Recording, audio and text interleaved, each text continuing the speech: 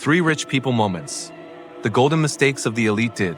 You know that some of the richest people in history made choices so extravagant that even their wealth could not protect them from ruin? Wealth often creates an illusion of control, a sense that fortune itself bends to the will of those who possess it. But history tells a gentler, stranger truth. Even in palaces filled with gold, small moments of vanity, pride, or simple miscalculation have turned into lifelong lessons.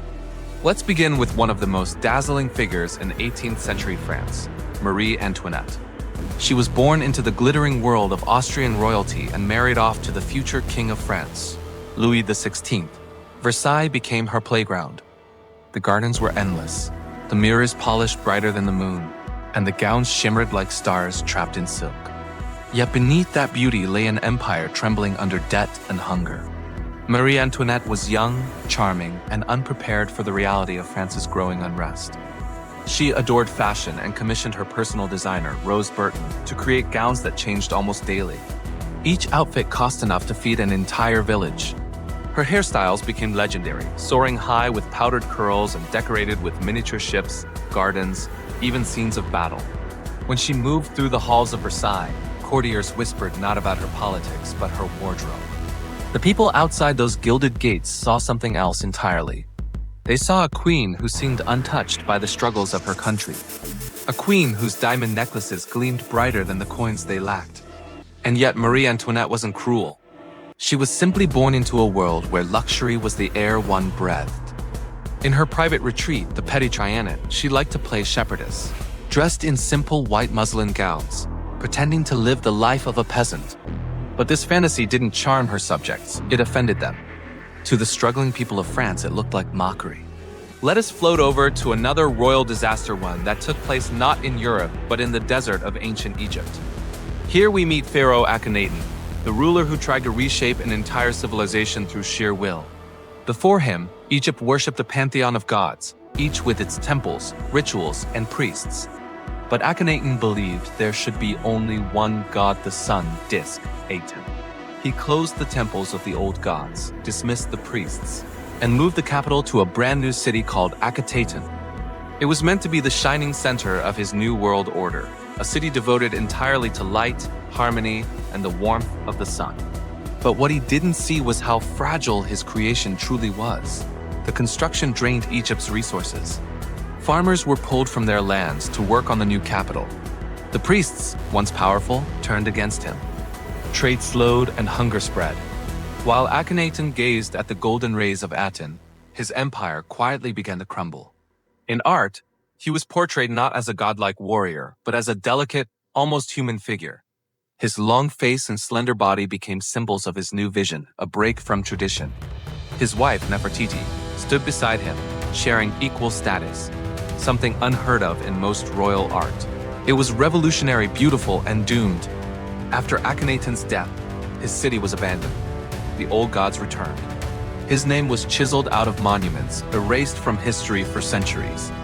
Only in modern times did archaeologists uncover the traces of his dream buried beneath the desert sands. From golden palaces to sun-drenched temples, wealth has a strange way of blinding even the wisest. But the story doesn't end in ancient times. Let's drift into the 20th century to a moment of speed, fame, and reckless luxury, one that unfolded on the glittering coast of the French Riviera. It was the summer of 1967, and Aristotle Onassis, one of the richest men alive, ruled the world of business and high society.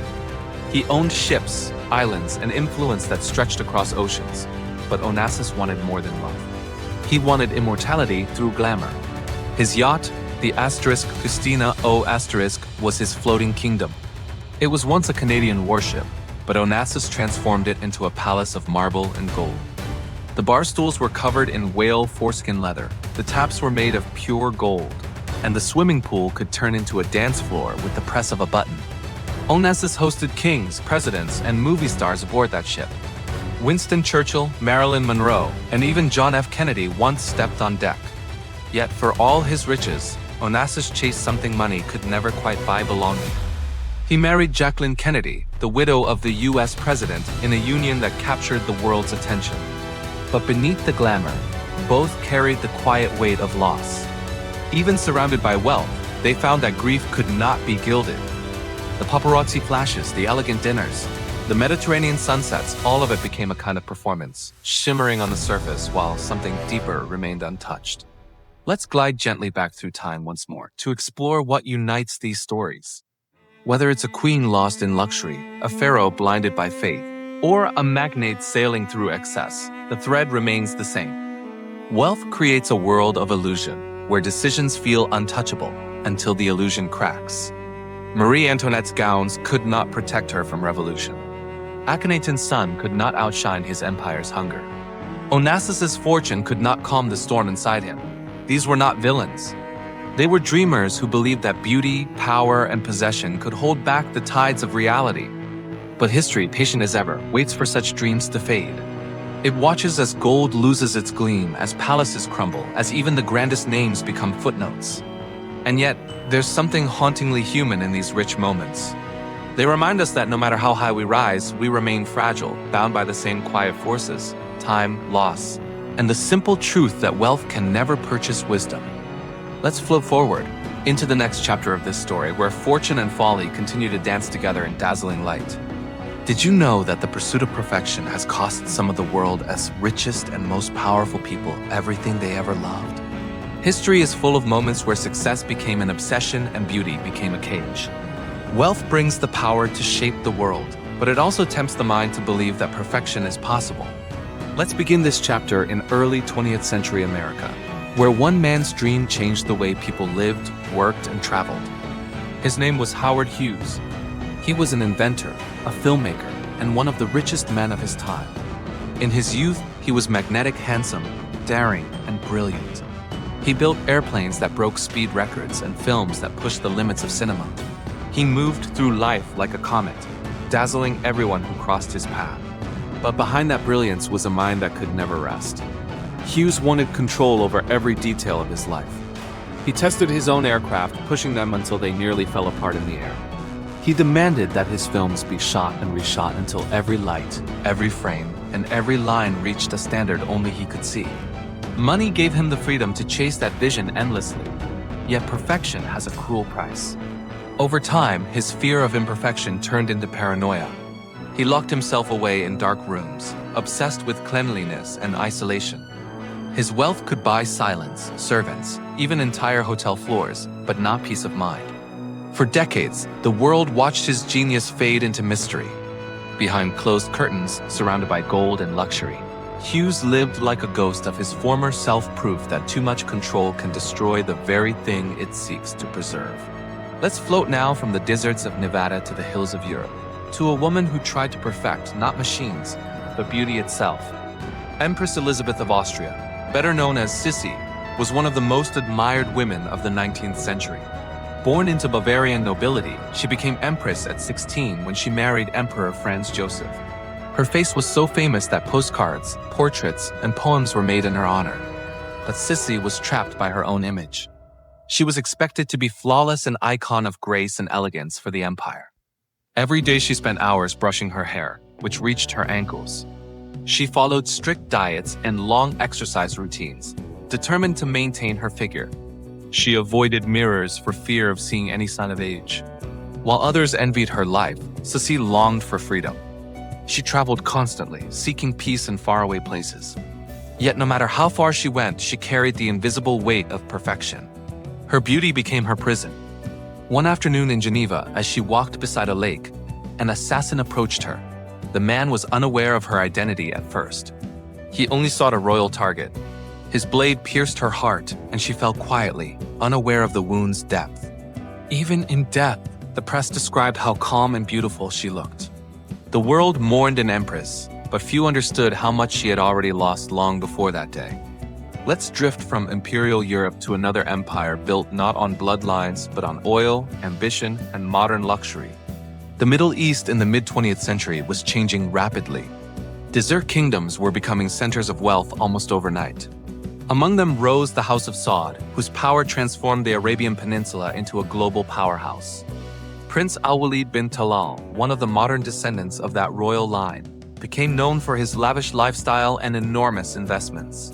He owned skyscrapers, jets, and hotels in cities across the world. Yet his story offers a modern reflection on how power and wealth can also isolate. In interviews, he spoke often about simplicity. He slept in a desert tent sometimes, away from marble halls and crystal chandeliers. It was his way of remembering the roots of his ancestors' nomads who once survived by the strength of their will alone. Even amid billions, he sought meaning beyond the numbers.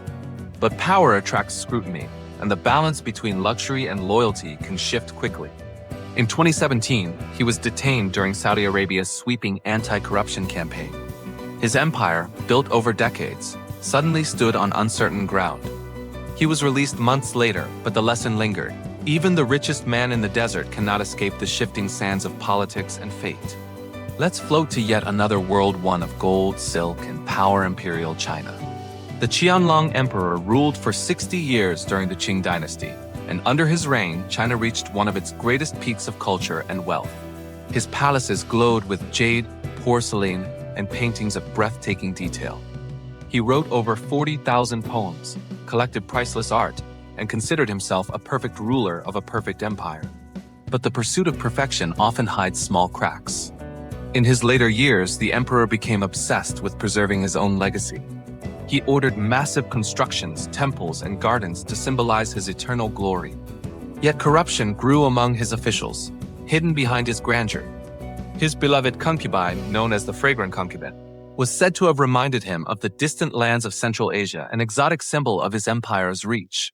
But she too became trapped by the palace walls, her life consumed by politics and control. When Qianlong finally abdicated after 60 years, his empire still glittered on the surface. But beneath that perfection, discontent brewed.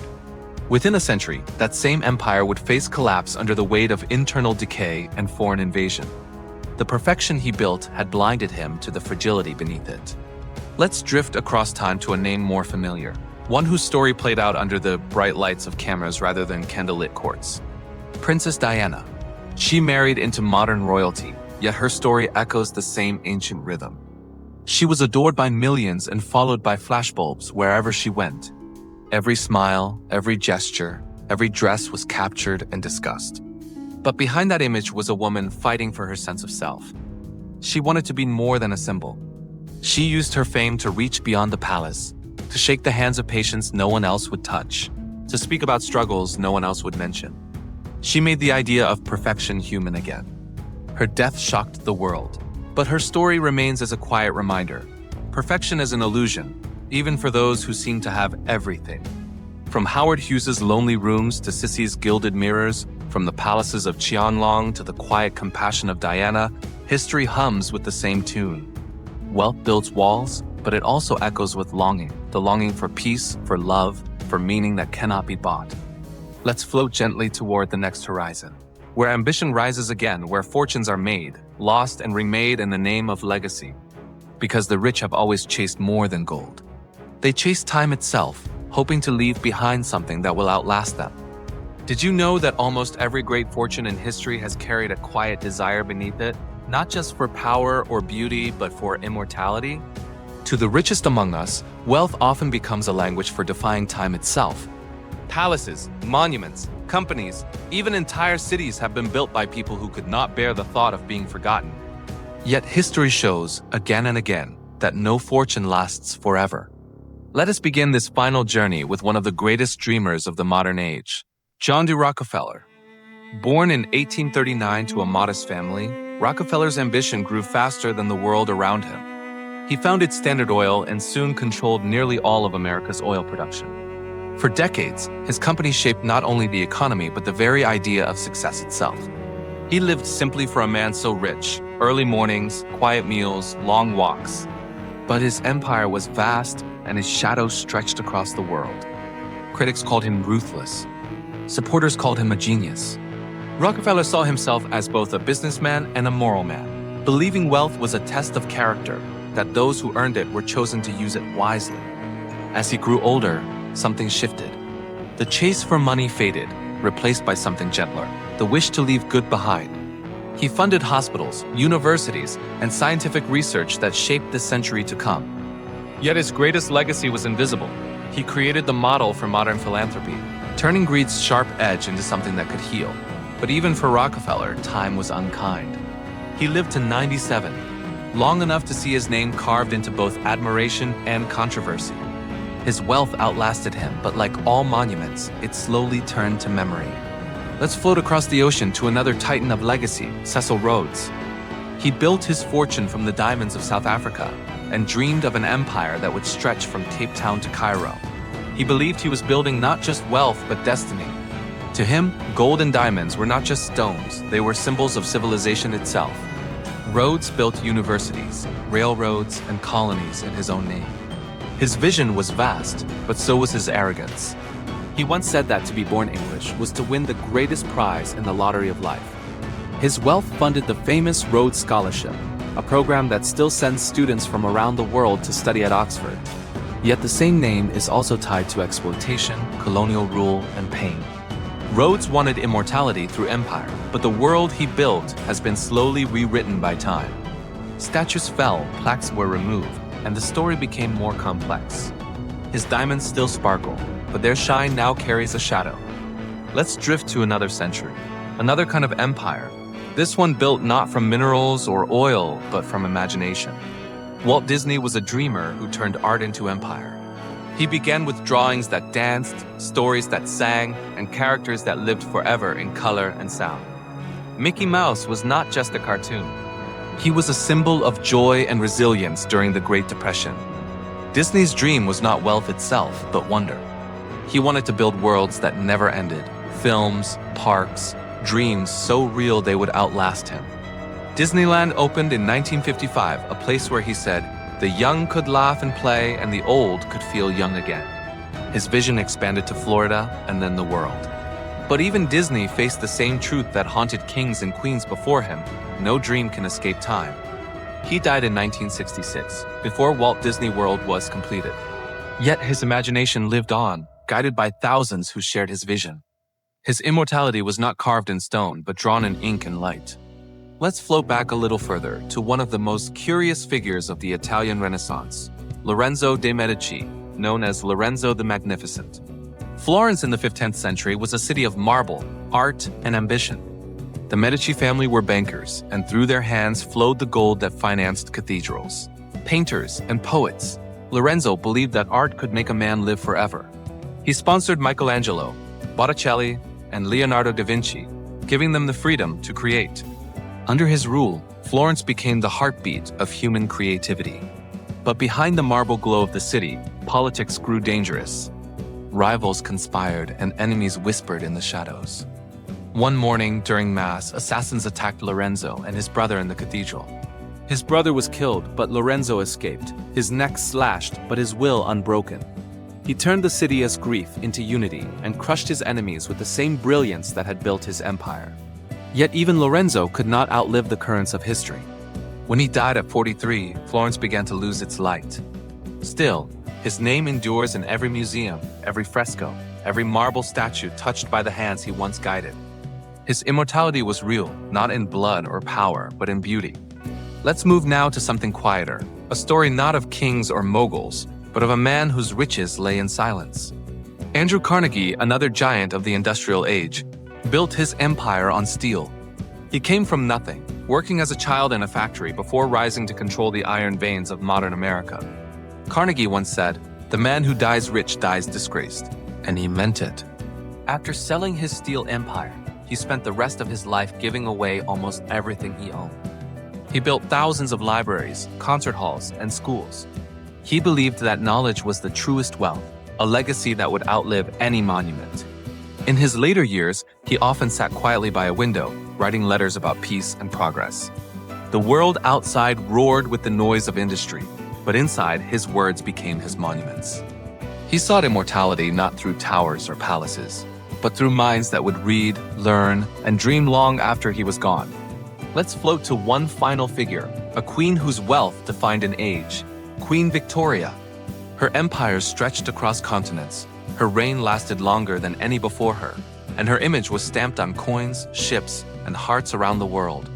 She became not just a monarch, but a symbol of stability in a world of change. Yet beneath the crown, she was simply a woman who loved deeply and grieved endlessly. When her husband, Prince Albert, died, she wore black for 40 years. Her palace is filled with silence, and her empire mourned with her. Even surrounded by luxury, she found that loss makes all people equal. Victoria's name remains in history, but not because of her riches. It endures because she embodied something human: dignity in sorrow, strength in solitude. From Rockefeller's fortune to Disney's dreams, from Lorenzo's Florence to Victoria's empire, each of these stories ends the same way. Wealth gives people the power to shape the world, but not to escape it.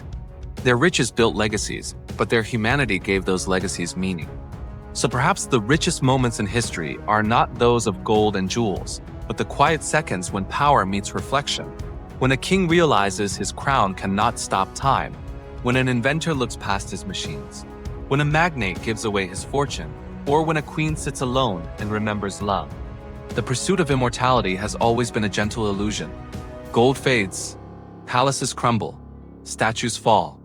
But what remains is the echo of intention, the spark of what they tried to leave behind. And maybe that's what real wealth has always been. Not the treasures buried in vaults or displayed in museums, but the stories we still tell. Stories of glory, of mistakes, of dreams too big to fit in one lifetime.